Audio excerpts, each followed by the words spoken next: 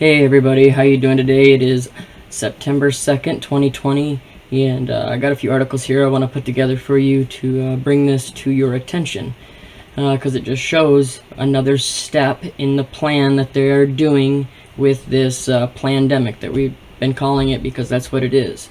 This says, UI, which is University of Iowa, apologizes after CV19 positive student details awful quarantine experience. So social media post raises questions about isolation, quarantine, preparation, and experience.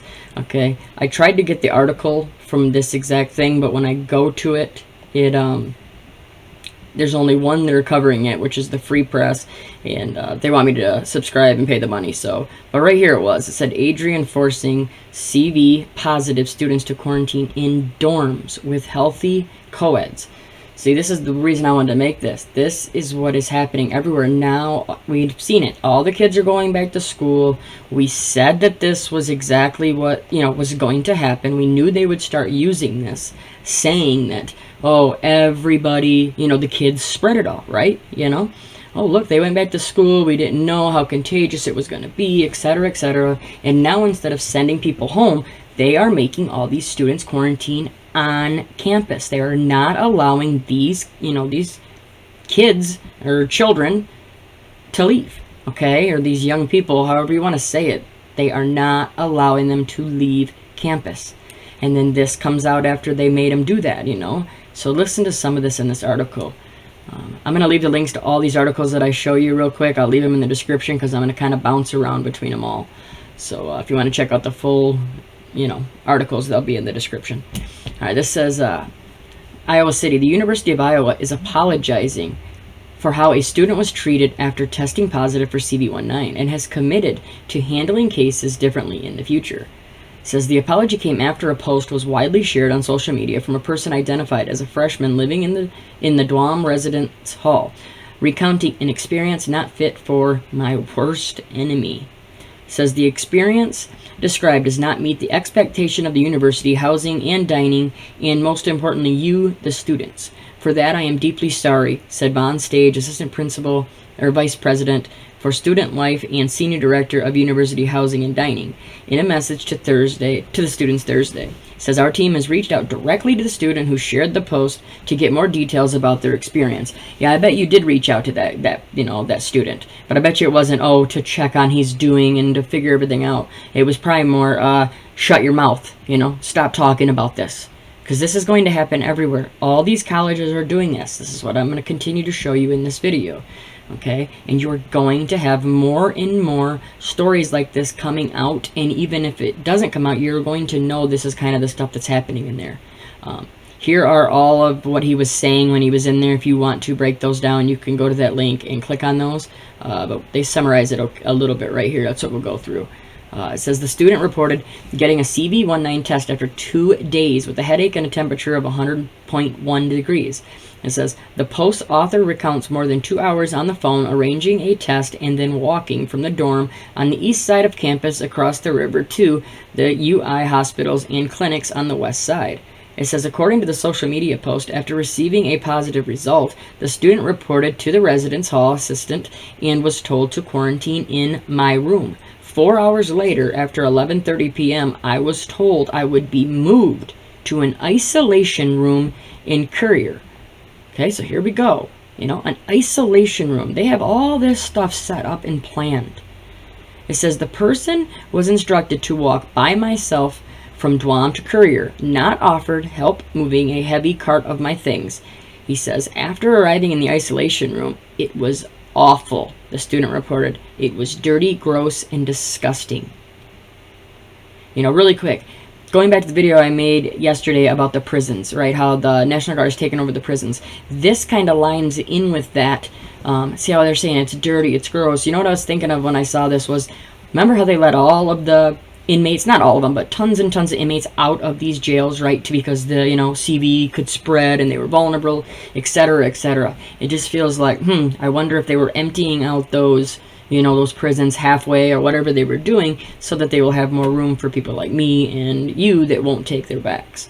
Okay, and I want to say thank you to one of my subscribers that did this. So it just, he brought that to my attention to remember about them letting all the people out, of jail. So thank you. But let's go on. It says a student reported asking for another room and being told there was no others available. The stress induced a panic attack. I mean, this is horrible, right? A panic attack. According to the Post, causing the student to pass out, says paramedics had to be called. According to the student who reported eventually sleeping on the floor of a room across the hall that was less dirty than the first room, but still really dirty.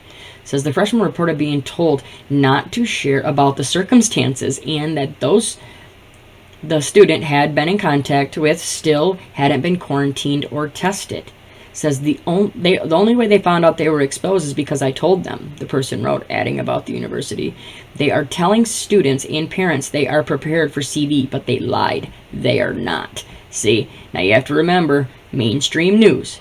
Think of the agenda. We can't take these just exactly at full face value. You have to think why they put this out there, right? Okay, so right here, when they're coming in and they're saying, they said they prepared for COVID, but they lied. They are not. This just screams to me how they can use this and say, yep, these colleges weren't prepared like they said they were, and things got out of hand, and now it's spread everywhere. Do you see what I'm saying, how they can use it? The university has reported spending the last few months cleaning and sanitizing residence halls, classrooms, and other campus buildings. Crews have rearranged classrooms to facilitate social distancing and added technology for more hybrid learn. Yeah, what technology, right? It says the UI did not require the thousands of students moving into the dorm this week to get tested first, like at Iowa State University, which found 175 positive cases. See, there's another reason they're putting this out. I'll tell you right now. Oh, they didn't make them test, right? They did not require them to test before they went in. So guess what now? Everybody needs to be tested before they go back anywhere, right? Yep. It says the UI this week issued more guidance to students and employees who get sick this semester, including an encouragement they self-report a positive diagnosis so the university can assist with the academic and work arrangements, cleaning, and communications. Yeah, you really think that's why? I would say more they just want you to tell them, right? Oh, I think I have these symptoms. Boom. That now you're going to be tracked, you're going to be traced, you're going to be placed in isolation, you're going to be placed in quarantine, right? Call us. So they want you to, definitely, we're going to help you, call on us. Says the guidance does not require that they report a positive test to the university. In response to a question from the Gazette about whether the UI has such a mandate, spokeswoman Beck said, "We cannot require someone to self-report a medical condition." Then check out this part. So they're saying, oh, we can't require them to, but then look at, however, as we have shared, employees and students who violate the health and safety acknowledgement agreements will be addressed through Human Resources and the Office of Student Accountability, Beck said. The student and the employee health and safety agreements commit them to use face coverings in public, socially distance, frequently sanitize hands, stay home if symptoms develop, and do what? Contact a healthcare provider to determine if I have CV-19. So how could she sit here and say, oh, we cannot require them? That's exactly what you're doing. It says, if diagnosed, students and employees are required to isolate for 10 days and until they have improved symptoms and have been fever-free for 24 hours without medicine. They also must cooperate with contact tracing efforts. Okay, one thing I want to say real quick too. I've seen in sports, okay, we've had multiple people that have tested positive.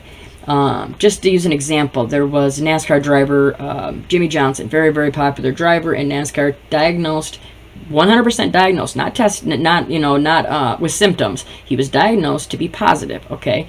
And he missed that Sunday's race. But then he was he was already back the very next week. He was not even gone more than 7 days, okay? And so he was allowed to come right back into the sport. And they've done this multiple times now in that sport and other sports as well, where they're allowing these people, they say all they have to do is have 2 negative tests within a 24-hour period. That's it. Okay, so why are you isolating these kids? Why are you putting them in for 10 days, but yet you see all these sports figures only having to go down for 3 days, 4 days, something like that? That makes no sense at all. All right, and this is not just happening here, right? Check this out. I'm not going to read all these. I'll leave the links like I said, but I want to read these headlines. It says, students stuck in their dorms are exposing NYU's sad quarantine meals on TikTok and demanding the school do better. See? Oh, they're not doing it good. Sad quarantine. You gotta see it, right? You know, oh, they did I can already see the news coming out in a month, you know, or a couple weeks. Yep, they thought they were prepared, they weren't, and now everything's spread, right? Now it's time for another lockdown, another shutdown, which I have a few videos that I'll be putting out today or tomorrow about this next lockdown that is definitely coming. You know, look, here's another one. Students quarantine at Utah State University after CV19 found in dorm wastewater. Right? I mean, it's just, oh, this is crazy. You know, and guess what they're doing? They're making them stay right here. Some of the school's dorms. Utah State University health officials say they're quarantining and testing students after CV19 was detected in the wastewater. Yep, exactly. So we're going to keep them in these dorms, even though it was tested there, right? You know, it's like, come on. Here's another one. ASU students quarantined after contracting CV19. Some call for in-person shutdown. See? One after another, they're just going to keep saying, you're going to get these headlines over and over again, and then eventually you're going to get them coming out with, you'll see the headlines, we need to shut down because it's spreading everywhere. They're already doing it in Michigan, at Central Michigan University, forcing testing, forcing them to stay on campus, and shutting down, putting curfews in. It's crazy. This is what's going to happen everywhere, okay? So please, you know, share this information. If you have family that has you or your family have any students that are in college, man, if you can get them home right now, I would do it. I seriously would definitely get them home. You can see the writing on the wall. You need to get them out of there, because it doesn't matter if anybody tests positive. They don't even have to do that. All they got to do is find it in the wastewater, and then now what are we going to do? We're going to quarantine and test all the students, right? So definitely get them out if you can. If not, definitely let them know what's going on so that they can be prepared for what happens, okay? Everybody continue to pray against all of this. We are under attack from start to finish every single day, so you need to be aware, and you need to pray for strength and guidance and discernment.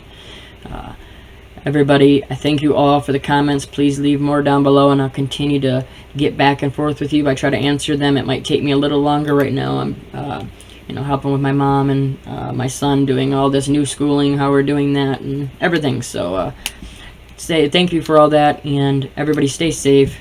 Nobody fear. There's no panic. You know, good defeats evil in the end. Their time is running out. Talk to y'all real soon. God bless.